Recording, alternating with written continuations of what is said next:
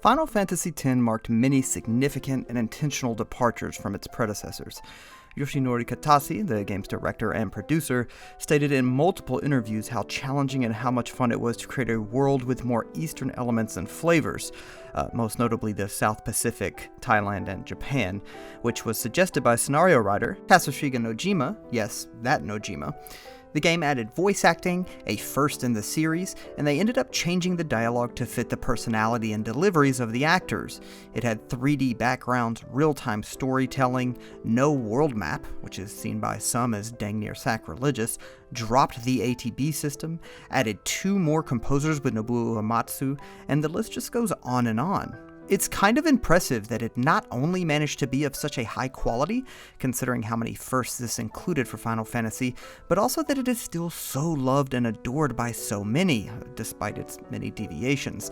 While the voice acting has its iconically cringy moments, more on that later, the story and the slow but steady uncoiling of the world's intricacies and travesties is one of the best and sharpest displays of world building in the entire series. And to be frank, not nearly as florid as I thought it was as a teenager. It tells a very moving, emotionally jarring story, if not at times intentionally awkward, capstoned by one of the more memorable and confusing for some endings. Quickly, I played through the PC remastered version for this review, which has stunning graphical improvements and altered facial models for an even wider possibility of expressions. It uses the international version, which was exclusive to Japan and Europe previously. It includes the expert sphere grid. I elected to use the standard sphere grid for reasons I'll elucidate later. It has additional optional bosses and the super boss penance, a few new character abilities, and tons of remastered songs from the original, though I still listen to the original. I'd highly recommend the remastered version, if for nothing more than to experience the graphical overhaul. It's stunning. Also, before I jump into the story section, I tried very hard to avoid any major spoilers, but Final Fantasy X is a very difficult game to meaningfully talk about without at least some minor slips, but I tried to keep them as minute or at least somewhat obscured in the form of an oblique reference. Mostly, anyway. I'd highly recommend playing the game first. The game starts off in the metropolis of Xanarkand, with Tidus, the main character, preparing for an upcoming blitzball match and signing autographs.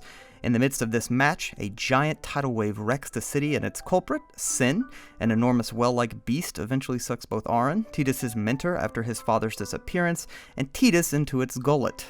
Tidus loses consciousness, awakens in a temple ruin, and is eventually saved by a girl named Riku, who is Albed, a group that uses the Forbidden Machina and is thoroughly ostracized in Spira. Sin attacks again and knocks him off the salvage ship. He awakens on a sunny beach and eventually meets Wakka, who wants him to join his blitzball team. Then Kamari and Lulu, who are all guardians for the summoner Yuna. They then head out with Yuna on her pilgrimage to defeat Sin and play a little blitzball. What felt so spectacular about Final Fantasy X's narrative was the growth, often painful growth that many characters demonstrated. From Wakka's path to understanding his own deeply embedded racism, to Tidus' maturation, from clumsily crushing on Yuna to solemnly promising to do anything to protect her and confront Sin, to Yuna's unwavering kindness and blossoming, often urged on by Tidus' silliness and unassailable will to live, which caused one of the more simultaneously hilarious and deeply moving scenes in all of JRPGs. Yes, that laugh scene. A scene that placed a girl acutely aware of her own mortality and the role of hope she filled in her society, next to a devastated boy in desperate need of a laugh, even if a forced one. And yeah, the laugh probably went on for way too long. The writers found countless moments to carve out strips of humanity during a dogged march towards potential annihilation, showing many scenes of young and clumsy love, exploring Tidus' ever-optimistic and glaringly naive urge to challenge long-held beliefs, systems, and inevitabilities, of his struggles with his father and the process of unburdening himself of that weight. The game also smartly interrogates xenophobia, racism, blind ideological fervor, and blind religious faith. Wakka's a well-meaning dude, for instance, but he's wrapped up in teachings and views that are racist and regressive. It's kind of easy to see why, though, as hard as that is to say. The Albed are thoroughly otherized, pushed to the fringes, and the writers also made sure we distrusted them with their early kidnapping plots, different language, and different values. Waka's realization comes fast, and I'd concede maybe a bit too fast, but it's obvious how hard his care for Yuna and the view of Riku's lost loved ones clashed with the unfounded hatred of the Al Bhed. He saw the human side of his enemies, plus the very apparent, by late in the game anyway, internal hypocrisy of the Yevon leaders certainly snapped the last vestiges of that illusion. It also quite incisively handles memory, the past bearing down on the present and breaking cyclical expectations and fate. It comments on the hopelessly tireless spinning of the wheel of death and destruction, only to be broken by shedding those ingrained teachings and habits and overcoming deception and those that seek to maintain power through corruption and deceit, all while still showing great respect for the deep faith many Spirans have, driving home the value of deeply religious experiences over the institutionalization of that belief. I could truly go on and on, despite its rough edges with some of the voice acting and some grating deliveries and some very childlike early dialogic exchanges, which in my opinion serves the game well towards the end when a stark change in delivery can be noticed by several of the voice actors, which I think was meant to convey growth and recognition of the weight and reality of the task and really worked for me, though that might be loading it a bit too much. I can't find a lot to hate about the story, and yet I still can't blame some that had a viscerally angry reaction at some of the many idiosyncrasies of the characters. Waka's Hawaiian pidgin accent, which I loved, Riku's constant "you knows," Tidus's many examples of awkward and cornball deliveries, or many of the characters' awkward deliveries, which can be attributed, in part at least, it doesn't explain all of the inconsistencies, to the fact that cutscenes had already been programmed around the Japanese voice work and needed to fit in the English with the timing of the lips, which led to many speed reads and just clunkiness. The bigger issue for me was the really low-hanging and claustrophobic camera angles and strangely edited cutscenes in general. But still, I just loved this story and the many themes it confronts, and using Tidus as a stand-in for the player so that Spear's many customs and peculiarities could be elegantly elaborated on without feeling like a massive bucket of out-of-place exposition just got dropped on your head was brilliant. This was my fourth playthrough and I still pulled out little bits I hadn't quite appreciated before. Final Fantasy X's combat is a fun and fast-paced turn-based system that uses the Conditional Turn-Based Battle System, or CTB for short. The system displays turn order to the right of the screen, called the CTB window, and is adjusted by certain stats and the action taken by a character. The game allows the player to check on the turn order bar while hovering over an ability and see the action's effect on the turn order before committing to it, which is a nice bit of clarity and adds layers of strategy. There are also ranks of actions that determine how they influence turn order. A lower rank means a lower recovery time. For instance, most simple attacks and item uses are lower ranked actions and therefore result in another turn happening sooner than, say, using Ultima or Hastega. The ranks aren't clarified in-game, and to be honest, it's not necessary to even go that deep. It's a very intuitive system that hard incentivizes using characters with inherent strengths against a certain type of monster, that is facilitated by a very smooth mid-combat character switching option that doesn't punish on-the-fly switch-outs. These strengths are further augmented and honed on the Sphere Grid, which is how you gain power in Final Fantasy X. After a fight, you gain AP to get sphere levels, which allow the player to move characters around the nodes on the grid to access different statistical upgrades. Growing with the Sphere Grid feels really impactful and rewarding, partly I'm sure because I'd wait until I'd accumulated basically the equivalent of 5 or 6 normal levels in any other video game before visiting the Sphere Grid, but it just felt great to see huge gains and immediate impact. Though I'm sure a player could get a similar feel to classic level-up systems with more frequent visits and a more gradual, contained growth. The Expert Sphere Grid, originally included in the international version and off-limits to NA players, instantly gives more freedom with characters, allowing the player to take them down any path they want and giving quicker access to some abilities at the expense of some nodes, and a harder path to maxing out stats, should you be interested in the post-game content. The standard grid keeps your characters pretty in line with their intended roles for the majority of the game and just backends that freedom, delaying the planning you'll need to do. Having characters for specific roles early on complements the fighting system, the fluidity of switching in and out to maximize the strength of one over the other, which admittedly can still be played in exactly the same way with the expert sphere grid.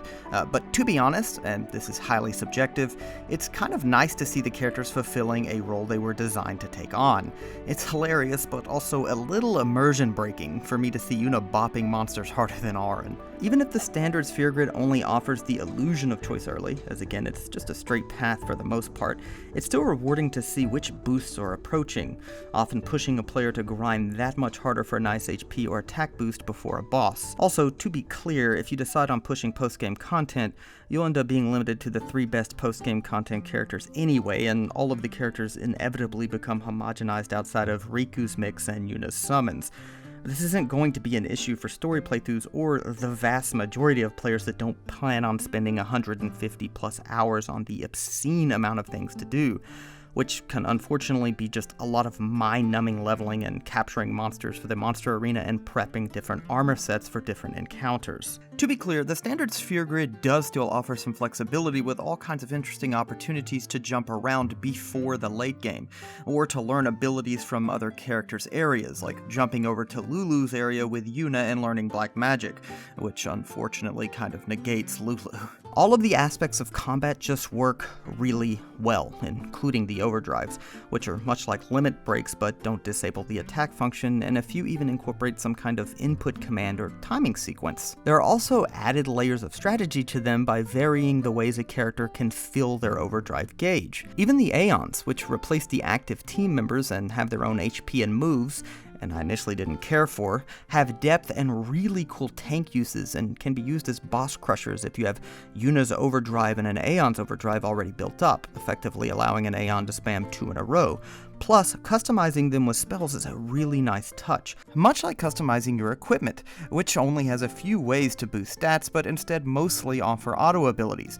I'll be honest, I kind of miss seeing large direct stat boosts from weapons, but it does offer, again, some strategic value in determining which of your equipment's auto abilities might be more beneficial against some of the really nasty status elements most of the bosses have.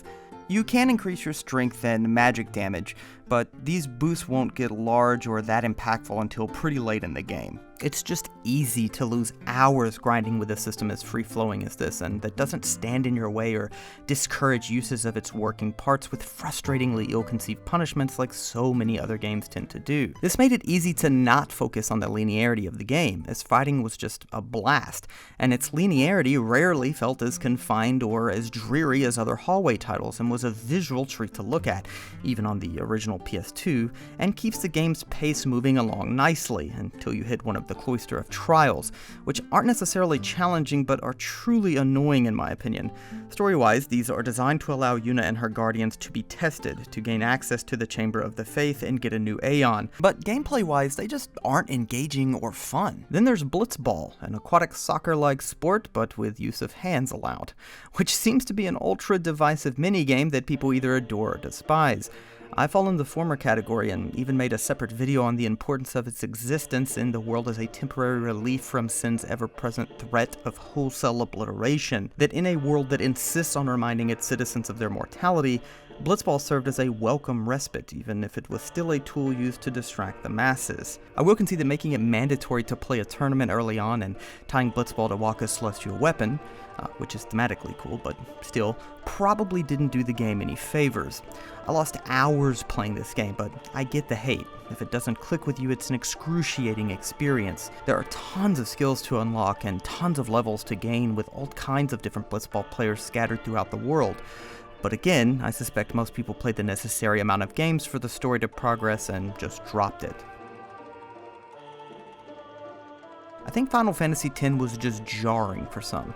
It veered away from so many staples and expectations and diverts visually and stylistically in a very apparent way, and to be fair, when certain parts of the game missed, they missed kind of hard. The voice acting, I'll still maintain, was mostly fine, but again when it wasn't, It was painfully obvious that it wasn't, with odd sped-up lines, awkward and off deliveries, which is strange since most of them come from Tidus, whose American voice actor is James Arnold Taylor, and that dude is very talented. No world map, which again, I'll contend didn't necessarily hurt the feel of scale and size of the world, but is still off-putting, and no access to an airship until quite literally the end of the game, with a plot that does get tricky to map out as the game nears its end. And though I love the CTB system, I see how the removal of the beloved ATB system did excise some of the urgency felt in battles.